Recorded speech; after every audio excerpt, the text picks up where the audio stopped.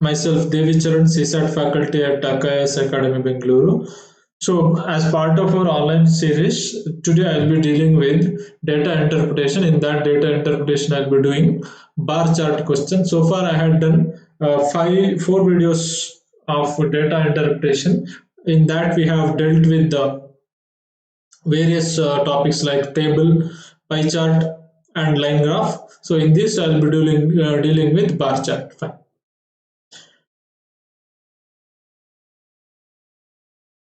So in case you have not watched our previous videos, please do watch them. ಅದನ್ನ ನೋಡ್ಬಿಟ್ಟು ಇದನ್ನ ನೋಡಕ್ ಬನ್ನಿ. ಫೈನ್. ಸೊ ಬೇಸಿಕ್ಸ್ ಸೇಮ್ ಇರುತ್ತೆ, ಗ್ರಾಫ್ ಎಲ್ಲದರಲ್ಲೂ ವೇ ಆಫ್ ರೆಪ್ರೆಸೆಂಟೇಷನ್ ಮಾತ್ರ ಚೇಂಜ್, ಅದೊಂದು ನೀವು ಅರ್ಥ ಮಾಡ್ಕೊಳ್ಬೇಕು. ವೇ ಆಫ್ ರೆಪ್ರೆಸೆಂಟೇಷನ್ ಮಾತ್ರ ಚೇಂಜ್ ಇರುತ್ತೆ, ಮತ್ತೆಲ್ಲ ಸೇಮ್ ಇರುತ್ತೆ. The bar graph given below shows foreign exchange reserves of a country in million US dollars. Foreign exchange reserves ಅನ್ನು ಮಿಲಿಯನ್ US dollars ಅಲ್ಲಿ ಹೇಳಿದ್ದಾರೆ. ಇರಲಿ. ಇನ್ ಫ್ರಮ್ 1991-1992 ಒಂದು ವರ್ಷ, 1998 to 1999. ಸೊ ಇಲ್ಲಿ ಗ್ರಾಫ್ ಅಲ್ಲಿ ಹೇಳಿದ್ದಾರೆ ನೋಡಿ, 1991-92 ಇಂದ 1998-1999 ವರೆಗೆ ಹೇಳಿದ್ದಾರೆ. ಅಂದ್ರೆ ಇದು 2640 million US dollar, 3720 million US dollars ಅಂತ ಅರ್ಥ. ಒಂದೊಂದು ಇಯರ್ ಹೇಳ್ತಾರೆ. ಫೈನ್. ನಾವ್ I shall see what is the question. ಇದನ್ನ ಗ್ರಾಫ್ ಅನ್ನು ಅರ್ಥ ಮಾಡ್ಕೊಳ್ಳಿ ಮತ್ತೆ ಕ್ವಶನ್ ನೋಡಿ. ಯಾವ ಇಯರ್ ಅಲ್ಲಿ ಜಾಸ್ತಿ ಇತ್ತು ನೋಡಿ ಫಾರಿನ್ ಎಕ್ಸ್ಚೇಂಜ್ ರಿಸರ್ವ್? 1997-1998 ಅಲ್ಲಿ ಜಾಸ್ತಿ ಇತ್ತು. ಎಲ್ಲಿ ಕಡಿಮೆ ಇತ್ತು ನೋಡಿ? 93-94 ಅಲ್ಲಿ ಕಡಿಮೆ ಇತ್ತು. ಜಸ್ಟ್ ಅಬ್ಸರ್ವೇಷನ್ ಹೇಳಿದೆ. ಈಗ ಇಲ್ಲಿ ಕ್ವಶನ್, ದ ರೇಷಿಯೋ ಅಂದ್ರೆ ಅನುಪಾತ ಅಂದ್ರೆ ಅಂಶ ಭಾಗಿಸು ಛೇದ, ಈಗ ಬರುತ್ತೆ. ಸಿಂಪ್ಲಿಫೈ ಮಾಡೋದು. Ratio of number of years in which the foreign exchange reserves are above the average reserves to those in which reserves are below the average reserves is. Question ಅನ್ನು ಅರ್ಥ ಮಾಡ್ಕೊಳ್ಳಿ, ಸ್ವಲ್ಪ ಲೆಂತಿ ಇದೆ ಕ್ವಶನ್. ಏನ್ ಹೇಳ್ತಾರೆ ಅಂದ್ರೆ, number of years ratio ಯಾವ್ದ್ರನ್ನ ನೀವು count ಮಾಡ್ಬೇಕು? ಇಯರ್ ಗಳ ರೇಷಿಯೋವನ್ನ ಕೌಂಟ್ ಮಾಡಬೇಕು. ಇಲ್ಲಿರೋ ಇಯರ್ಸ್ ಗಳನ್ನ ಡಿವೈಡ್ ಮಾಡ್ಕೊಳ್ಬೇಕು ಎರಡು, ಮತ್ತೆ ರೇಷಿಯೋ ಮಾಡ್ಬೇಕು. ಯಾವ ಆಧಾರದ ಮೇಲೆ ಡಿವೈಡ್ ಮಾಡ್ಕೊಳ್ಬೇಕು ಅಂತ ಹೇಳಿದ್ರೆ, foreign exchange reserves above the average and foreign exchange reserves below the average. ಅಂಶದಲ್ಲಿ ಯಾವುದು ಎಷ್ಟು ವರ್ಷಗಳಲ್ಲಿ ಎವರೇಜ್ ಗಿಂತ ಜಾಸ್ತಿ ಇದೆ ಅಂತ ನೋಡ್ಬೇಕು, ಇನ್ನೊಂದರಲ್ಲಿ ಛೇದದಲ್ಲಿ ಎಷ್ಟು ವರ್ಷಗಳಲ್ಲಿ ಆವರೇಜ್ ಗಿಂತ ಕಡಿಮೆ ಇದೆ ಅಂತ ನೋಡ್ಬೇಕು. ಫೈನ್. ಹಾಗಾದ್ರೆ ನನಗೆ ಆವರೇಜ್ ಎಷ್ಟಿದೆ ಅಂತ ನಿಮ್ಗೆ ಗೊತ್ತಾಗ್ಬೇಕು. ಫಸ್ಟ್ ಇದೆಲ್ಲರದ್ದು ಆವರೇಜ್ ಕ್ಯಾಲ್ಕುಲೇಟ್ ಮಾಡಿ. ಆವರೇಜ್ ಅಂದ್ರೆ ಏನು? ಆಡ್ ಮಾಡಿ ಡಿವೈಡೆಡ್ ಬೈ 8 ಡಿವೈಡ್ ಮಾಡಬೇಕು. ಅಂದ್ರೆ 2640, 3720, 2520 ಎಲ್ಲ 8 ಆಡ್ ಮಾಡಿ ಎಷ್ಟು ಬರುತ್ತೆ ಅಂತ ನೋಡಿ. ಬಂದಿರೋ ಸಮ್ಮನ್ನ 8 ಇಂದ ಡಿವೈಡ್ ಮಾಡಿ ಆವರೇಜ್ ಎಷ್ಟು ಬರುತ್ತೆ ಅಂತ ನೋಡಿ. ವಿಡಿಯೋವನ್ನ ಪಾಸ್ ಮಾಡಿಬಿಟ್ಟು ಆಡ್ ಮಾಡಿಬಿಟ್ಟು 8 ಇಂದ ಡಿವೈಡ್ ಮಾಡಿ ಎಷ್ಟು ಆನ್ಸರ್ ಬರುತ್ತೆ ನೋಡಿ. 3480 ಬರುತ್ತೆ. 3480 ಬರುತ್ತೆ. ನೀವು ಹಾಗೆ ಮಾಡಿ ನೋಡಿ. ಆವರೇಜ್ 3480. ಇವಾಗ ಅಲ್ಲಿ ನಾವು ರೇಷಿಯೋ ತೆಗಿಬೇಕಾಗಿರೋದು above divided by below. Above the average ಎಷ್ಟಿದೆ? 3480 ಗಿಂತ ಯಾವ್ಯಾವ ಇಯರ್ಸ್ ಇದೆ ನೋಡಿ. 1, ಇದಲ್ಲ 2, 3 ವರ್ಷಗಳಲ್ಲಿ ಮಾತ್ರ 3480 ಗಿಂತ ಜಾಸ್ತಿ ಇದೆ. ಸೊ ಅಬೋವ್ ಎಷ್ಟು? 3, ಬಿಲೋ ಎಷ್ಟು? ಹಾಗಾದ್ರೆ 5. So answer is 3:5. Answer is 3:5. ಅಷ್ಟು. ನಂಬರ್ ಆಫ್ ಇಯರ್ಸ್, ಎಷ್ಟು ವರ್ಷಗಳಲ್ಲಿ ಜಾಸ್ತಿ ಎಷ್ಟು ವರ್ಷಗಳಲ್ಲಿ ಕಡಿಮೆ ತೆಗೆದು ಅವುಗಳ ಅನುಪಾತವನ್ನು ಬರೀಬೇಕು ಅಷ್ಟೇ. ಸೊ ನಿಮ್ಗೆ ಇಲ್ಲಿ ಒಂದು ಎಕ್ಸ್ಟ್ರಾ ಕೆಲಸ ಏನಂದ್ರೆ, ಆವರೇಜ್ ಎಷ್ಟು ಅಂತ ನೀವು ಕ್ಯಾಲ್ಕುಲೇಟ್ ಮಾಡಬೇಕು. ಅದು ಮಾಡಿದ್ರೆ ಆಯ್ತು. Fine. The foreign exchange reserves in the year 1997-1998 is how many times of that of 94-95? How many times? ಈಗ how many times ಅಂದ್ರೆ ಏನ್ ಅರ್ಥ? ಈಗ ನಾನೀಗ ನಿಮ್ಗೆ ಕ್ವಶನ್ ಕೇಳಿದ್ರೆ 10 is how many times of 5 ಅಂದ್ರೆ ಏನ್ ಅರ್ಥ? 10 5ರ ಎಷ್ಟು ಪಟ್ಟು ಅಂತ ಅರ್ಥ. ಎಷ್ಟು ಪಟ್ಟು ಇದೆ, ಎಷ್ಟು ಪಟ್ಟು ಜಾಸ್ತಿ ಇದೆ ಅಂತ ಅರ್ಥ. 10 is how many times of 5? 10 is how many times of 5? 2 times ಅಲ್ವಾ? ಮತ್ತೆ 50 is how many times of 5 ಅಂತ ಹೇಳಿದ್ರೆ ಏನ್ ಅರ್ಥ ಅದ್ರದ್ದು? 10 times.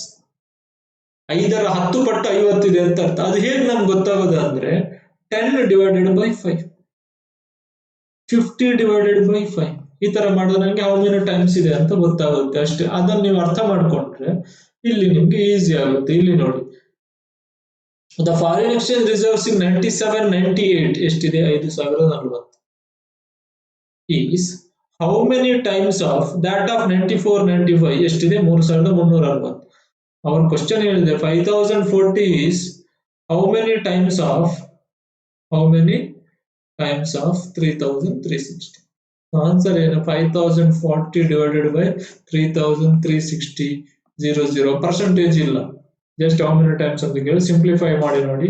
I think you will get 1.5 ಬರುತ್ತೆ. ಸೊ ಆನ್ಸರ್ ಇದು. ಸಿಂಪ್ಲಿಫೈ ನೀವೇ ಮಾಡಿ, 1.5 ಆನ್ಸರ್ ಬರಬೇಕು. ಒಂದೂವರೆ ಪಟ್ಟಿದೆ ಅಂತ ಅರ್ಥ. Fine. Next question. For which year the percentage increase in the foreign exchange reserve is highest over the previous year? ನೋಡಿ, ಏನ್ ಕೇಳ್ತಿದ್ದಾರೆ ಅಂದ್ರೆ ಫಾರ್ ವಿಚ್ ಇಯರ್, ಯಾವ ವರ್ಷಕ್ಕೆ ಪರ್ಸೆಂಟೇಜ್ ಇನ್ಕ್ರೀಸ್ ಅಂದ್ರೆ ಪರ್ಸೆಂಟೇಜ್ ಮೋರ್ ದ್ಯಾನ್ ಅಂತ ಅರ್ಥ. ನಾನು ನನ್ನ ಪ್ರೀವಿಯಸ್ ವಿಡಿಯೋದಲ್ಲಿ ಹೇಳಿದ್ದೇನೆ. In the foreign exchange reserve is highest over the previous year ಗಿಂತ ಹೈಯೆಸ್ಟ್ ಎಲ್ಲಿದೆ ಅಂತ ನೋಡಬೇಕು. 1992-1993 ಯಾಕೆ ಹೇಳಿದ್ದಾರೆ? 1992-93ಗೆ ಎಷ್ಟಿದೆ? 3720. ಪ್ರೀವಿಯಸ್ ಇಯರ್ ಯಾವುದು?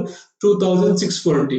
ಇಲ್ಲಿ ಏನ್ ಮಾಡ್ಬೇಕು ಅಂತ ಹೇಳಿದ್ರೆ, ನೀವು ಪ್ರತಿಯೊಂದು ಆಪ್ಷನ್ಗೆ ಈಗ 1992-93 ಪ್ರತಿಯೊಂದು ಆಪ್ಷನ್ಗೆ ಪ್ರೀವಿಯಸ್ ಇಯರ್ ಗಿಂತ ಎಷ್ಟು ಪರ್ಸೆಂಟೇಜ್ ಜಾಸ್ತಿ ಆಗಿದೆ ಅಂತ ನೋಡ್ಬೇಕು.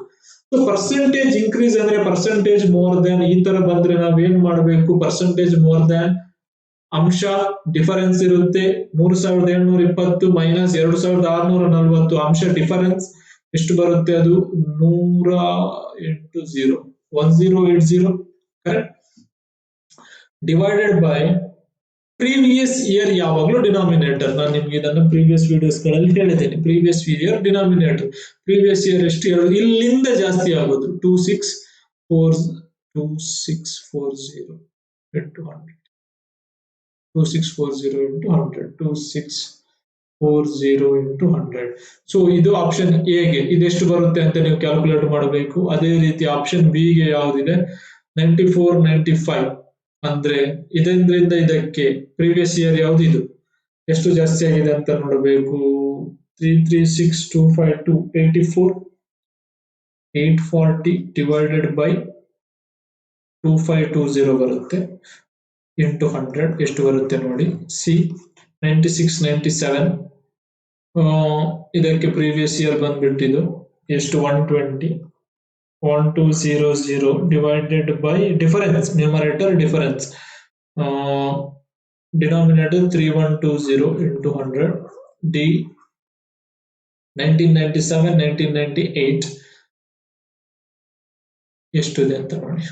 Difference 720 divided by 4320 into 100. ಇವುಗಳನ್ನೆಲ್ಲ ಕ್ಯಾಲ್ಕುಲೇಟ್ ಮಾಡಿ ನೋಡ್ಬೇಕು. ನೀವು ದೊಡ್ಡ ನಂಬರ್ಸ್ ಗಳು ದೊಡ್ಡದಿದೆ, ನೀವು ಪರ್ಸೆಂಟೇಜ್ ಅನ್ನ ಫಾಸ್ಟ್ ಆಗಿ ಕ್ಯಾಲ್ಕುಲೇಟ್ ಮಾಡೋ ಮೆಥಡ್ ಗೊತ್ತಿದ್ದಿದ್ರೆ ನಿಮ್ಗೆ ಫಾಸ್ಟ್ ಆಗಿ ಆಗುತ್ತೆ. ನಾನು ನನ್ನ ಫಸ್ಟ್ ವಿಡಿಯೋದಲ್ಲಿ ಹೇಳಿದೆ ನಿಮ್ಗೆ, ಫಸ್ಟ್ ಮತ್ತೆ ಸೆಕೆಂಡ್ ವಿಡಿಯೋದಲ್ಲಿ ಹೇಳಿದ್ದೀನಿ ಹೇಗೆ ಫಸ್ಟ್ ಪರ್ಸೆಂಟೇಜ್ ಕ್ಯಾಲ್ಕುಲೇಟ್. ಎಲ್ಲದರಲ್ಲಿ 0 ಇದೆ, ಇಗ್ನೋರ್ ಮಾಡಿ. So I will rewrite this.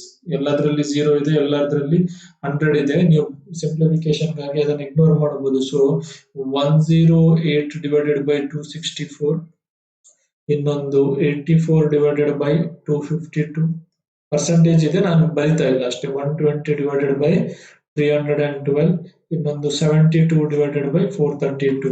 ಇವಾಗ ನಿಮ್ಗೆ ಇದು ಎಷ್ಟೆಷ್ಟು ಪರ್ಸೆಂಟೇಜ್ ಬರುತ್ತೆ ಅಂತ ನೀವು ನೋಡ್ತಾ ಹೋಗ್ಬೇಕು. ಮತ್ತೆ ಅದರಲ್ಲಿ ಹೈಯೆಸ್ಟ್ ಯಾವ್ದು ಅಂತ ನೋಡ್ಬೇಕು.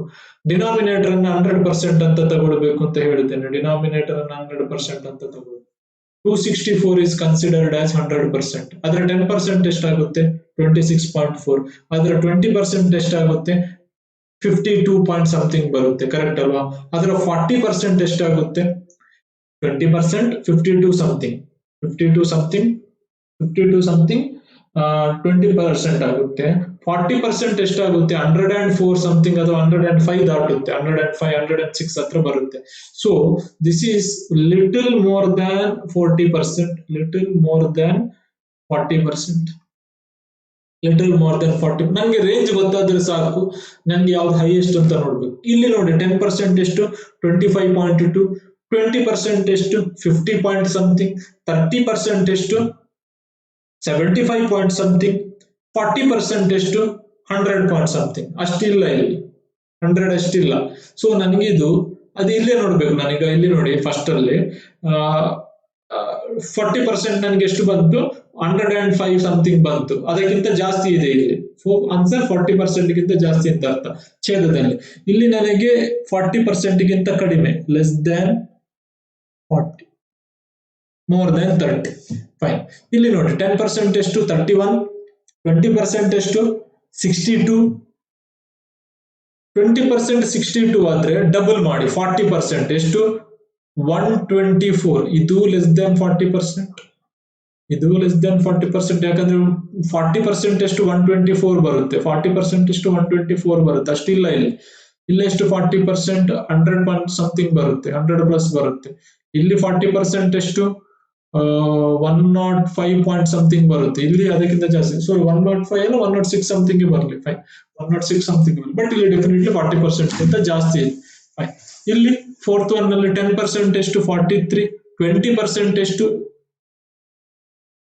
20% ಎಷ್ಟು? 86. ಸೊ ಇದು ಲೆಸ್ ದ್ಯಾನ್ 20%, 86 ಪಾಯಿಂಟ್ ಸಮಥಿಂಗ್ ಬರುತ್ತೆ. ಇಲ್ಲಿ 72 ಇರುತ್ತೆ. So less than 20%. ಇಲ್ಲಿ ಹೈಯೆಸ್ಟ್ ಯಾವುದು ಅಂತ ಕೇಳಿದ್ದಾರೆ? ಎ. ಆಪ್ಷನ್ 92 93 ಗೆ ಹೈಯೆಸ್ಟ್ ಇದೆ. 92 93 ಗೆ ಹೈಯೆಸ್ಟ್ ಇದೆ. Fine. Next question.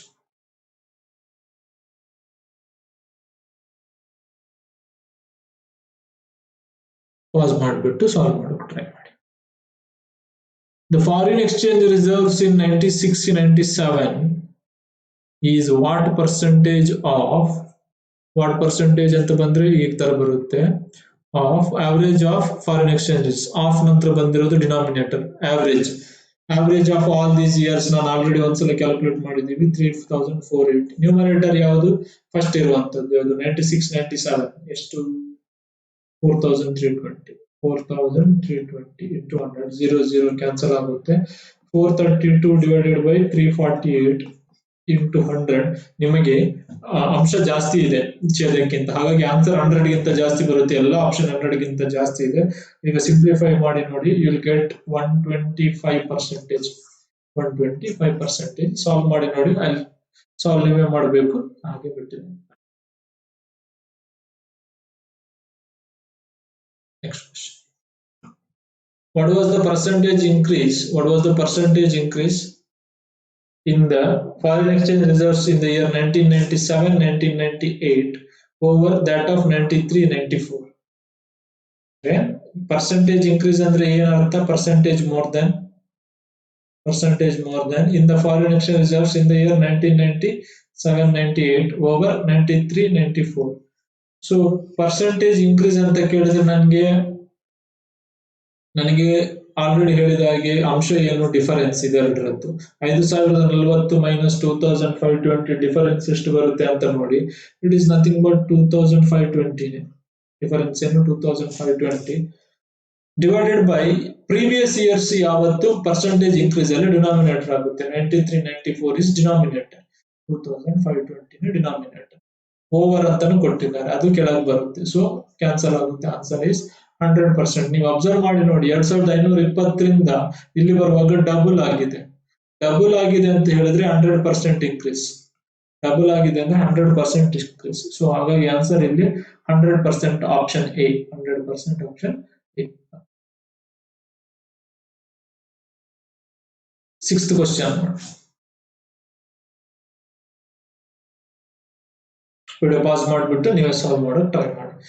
If there was 20% increase in the foreign exchange reserves of the country from 1990 to 1991, 90-91ರಿಂದ 91-92, then what was the foreign exchange reserves in 1990-1991? there was a 20% increase. ಯಾವ ಇಯರ್ಗೆ 90ರಿಂದ 91ಕ್ಕೆ ಬರುವಾಗ, 90ನ್ನ ನಮ್ಗೆ ಇಲ್ಲಿ graph ಅಲ್ಲಿ represent ಮಾಡಿಲ್ಲ, 90ರಿಂದ 91ಕ್ಕೆ ಬರುವಾಗ 20% ಜಾಸ್ತಿ ಆಗಿದೆ ಅಂತ ಹೇಳಿದ್ದಾರೆ. ಈಗ 91ರದ್ದು ನಮ್ಗೆ ಗೊತ್ತಿದೆ, ಎಷ್ಟು ಹೇಳಿ? Foreign exchange reserves in 91-92 is 2640. ಅವರು ಕೇಳ್ತಾ ಇರೋದು ಫಾರಿನ್ ಎಕ್ಸ್ಚೇಂಜ್ ರಿಸರ್ವ್ ಇನ್ 1991 ಎಷ್ಟು, 1991 ಎಷ್ಟು ಅಂತ ಕೇಳ್ತಾ ಇದ್ದಾರೆ. ಒಂದು ವರ್ಷ ಹಿಂದೆ ಹೋಗ್ಬೇಕು. If you remember my previous video, in that I have said ಹಿಂದೆ ಹೋಗುವಾಗ ಮುಂದೆ ಹೋಗುವಾಗ ಏನ್ ಮಾಡಬೇಕು, ಇನ್ಕ್ರೀಸ್ ಡಿಕ್ರೀಸ್ ಇರುವಾಗ ಏನ್ ಮಾಡಬೇಕು ಅಂತ ಹೇಳಿದ್ದೇನೆ. ಫಸ್ಟ್ 20% ಇನ್ಕ್ರೀಸ್ ಅಂದ್ರೆ ದಿಸ್ ಇಸ್ ನಥಿಂಗ್ ಬಟ್ 120% ಅಂತ, 120% ಅಂತ. ಸೊ 2640 ಇದೆ ಈ ವರ್ಷ, ಅದೇ 1991-92. ನಾನೀಗ ಒಂದು ವರ್ಷ ಹಿಂದೆ ಹೋಗ್ಬೇಕು, ಅದಾಗ ಏನಾಗುತ್ತೆ, 100/120 ಆಗುತ್ತೆ ಅಂತ ಹೇಳಿದೆ. ಸಾಲ್ವ್ ಮಾಡಿ ನೋಡಿ, 100/120 ಆಗುತ್ತೆ. ಅದೆಷ್ಟು ಬರುತ್ತೆ ಅಂತ ಸಾಲ್ವ್ ಮಾಡಿ ನೋಡಿ. That will be $2,200 million US. So answer ಬಂದ್ಬಿಟ್ಟು ಇದು. ಇದು ನೆನ್ಪಟ್ಕೊಳ್ಳಿ, ನಾನು ಪ್ರೀವಿಯಸ್ ವಿಡಿಯೋದಲ್ಲಿ ಇದನ್ನ ಹೇಳಿದ್ದೇನೆ. ಒಂದ್ ವೇಳೆ ನೀವು ಪ್ರೀವಿಯಸ್ ವಿಡಿಯೋ ನೋಡಿಲ್ಲ ಅಂದ್ರೆ ಅದನ್ನ ನೋಡ್ಬಿಟ್ಟು ಇದನ್ನ ನೋಡಿ, ಆವಾಗ ನಿಮ್ಗೆ ಡಿಟೇಲ್ ಆಗಿ ಅರ್ಥ ಆಗುತ್ತೆ. Fine, will move to the next set. So ಈ ತರ ಬಾರ್ ಗ್ರಾಫ್ ಅನ್ನು ಕೊಡಬಹುದು. ಯೂಶುವಲಿ ನಮ್ ಎಲ್ಲಾ ಮೆಥಡ್ಸ್ ಇದ್ದ ಹಾಗೆ ಈ ವಿಡಿಯೋದಲ್ಲೂ ಕೂಡ ನೀವೇನ್ ಮಾಡ್ಬೇಕು ಅಂತ ಹೇಳಿದ್ರೆ, ಸಾರಿ, ಈ ಕ್ವಶನ್ಗೆ ಏನ್ ಮಾಡ್ಬೇಕು ಅಂತ ಹೇಳಿದ್ರೆ, ಇನ್ಫಾರ್ಮೇಶನ್ ಅನ್ನ ನೋಡ್ಕೊಳ್ಳಿ, ಗ್ರಾಫ್ ಅನ್ನ ಅರ್ಥ ಮಾಡ್ಕೊಳ್ಳಿ, ಮತ್ತೆ ಕ್ವಶನ್ ಏನ್ ಹೇಳ್ತಾರೆ. Following by bar chart shows production of cellular phones by 6 different companies during the year 2012 and 2013. 2012, 13, 12, 13 ನೋಡಿ, 12 ಗೆ ಖಾಲಿ, 13 ಗೆ ಲೈನ್ಸ್ ಇದೆ. 12, 13, 12, 13 ಗೆ ಇದನ್ನ ಕೊಟ್ಟಿದ್ದಾರೆ. 6 different companies: Micromax, LG, Sony, Nokia, Karbonn, Samsung. ಇದು ಅರ್ಥ ಆಯ್ತು ನಿಮ್ಗೆ? ಎಷ್ಟು ಯಾವ್ದ್ರಲ್ಲಿ ಇದೆ ಅದು? ಪ್ರೊಡಕ್ಷನ್ ಇನ್ 1000 ಅಂತ ಇದೆ, ಅಂದ್ರೆ ಇದು 112 3 0 ಆಗ್ಬೇಕು 1000, ಅಂದ್ರೆ 1,12,000 ಅಂತ ಅರ್ಥ ಅದು ಮೀನಿಂಗ್. ಫೈನ್, ಈಗ ಏನ್ ಕ್ವಶನ್ ಕೇಳಿದ್ರೆ ಏನ್ ಸಾಲ್ವ್ ಮಾಡ್ಬೇಕು ಅಂತ ನೋಡೋಣ. Fine, what is the percentage rise? Percentage rise ಅಂದ್ರೆ percentage increase in the production of company LG. Production of company LG from the year 2012 to 2013. LG ಮಾತ್ರ ಇಲ್ಲಿಂದ ಇಲ್ಲಿಗೆ ಎಷ್ಟು ಪರ್ಸೆಂಟೇಜ್ ರೈಸ್ ಅಂತ ಕೇಳಿದ್ದಾರೆ. ಪರ್ಸೆಂಟೇಜ್ ಇನ್ಕ್ರೀಸ್ ಅಂದ್ರೆ ನಾನು ಆಲ್ರೆಡಿ ಹೇಳಿದಾಗೆ ನ್ಯೂಮರೇಟರ್ ಏನು, ಡಿಫರೆನ್ಸ್.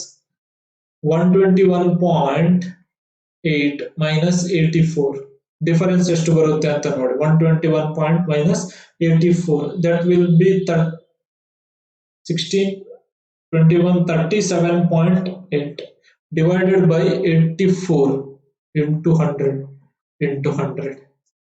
84 previous year ಯಾವತ್ತು ಡಿನಾಮಿನೇಟರ್ ಆಗುತ್ತೆ. 37.8 divided by 84 into 100. ಸೊ ಈಗ ನಾನು ಈ ಪಾಯಿಂಟ್ ಅನ್ನ ತೆಗಿಬೇಕು. ಒಂದು ನಿಮ್ಗೆ 37.8, you can take it as 38 divided by 84 into 100. ಯಾಕಂದ್ರೆ ಆಪ್ಷನ್ ತುಂಬಾ ಕ್ಲೋಸ್ ಇಲ್ಲ, 30%, 35%, 40% ಆತರ ಇದೆ. ಹಾಗೆ ನೀವು ಸಾಲ್ವ್ ಮಾಡಿ ನೋಡಿ. 38 divided by 84 into 100 less than 50% answer ಬರುತ್ತೆ, 40% ಗಿಂತ ಜಾಸ್ತಿ ಆನ್ಸರ್ ಬರುತ್ತೆ. So I think it's answer is around 45%, option D. ಹೌದು, ಇದನ್ನು ಸಾಲ್ವ್ ಮಾಡಿ ನೋಡಿ, answer will be around 45%, option D. Fine, next